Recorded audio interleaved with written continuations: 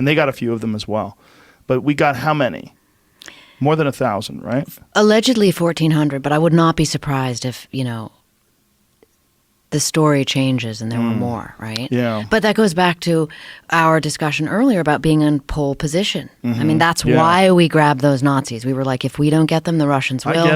I get it. And, and I'm sure the Nazis could say, I didn't want to do it. They made me. I'm a nice person. I love Jews. Well, that was part of the mythology. It was like, we got the good Germans. Well, no, we didn't. Right.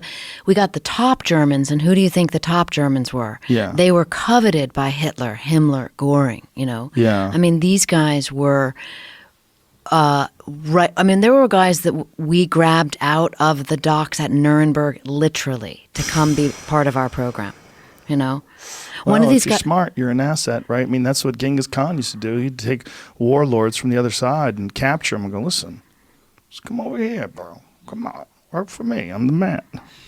I mean, ideology aside, I'm super smart and I want that to be known. That's kind of that's the competitor, right? Sure, I mean, sure.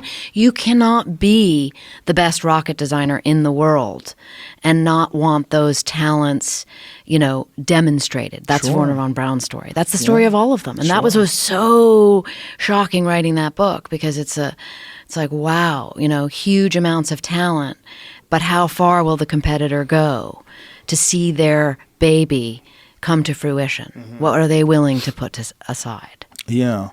Did you pay any attention to the other places where Nazis went when they escaped Germany, like Argentina in particular? Have you ever seen any of that stuff? Where they have entire German towns down in Argentina. God, right? They do Oktoberfest down there. They wear lederhosen. They drink out of steins. It's crazy. They speak German. And you're like, what the fuck is this? Like, my friend Tim Kennedy went down there, and he said he was literally talking to people, interviewing people, and they had photos of SS soldiers on their wall, and they would talk about how grandfather was a hero, and they're like, you're the descendants of escaped Nazis, and they put together a town down there. I mean, the way the Nazis were able to flee is I can't read enough of that. I mean, that's what Jamie and I were talking about. It's like, dark. Oh my God. And it's endless. I mean, there's so, the ones that there was a famous guy that we got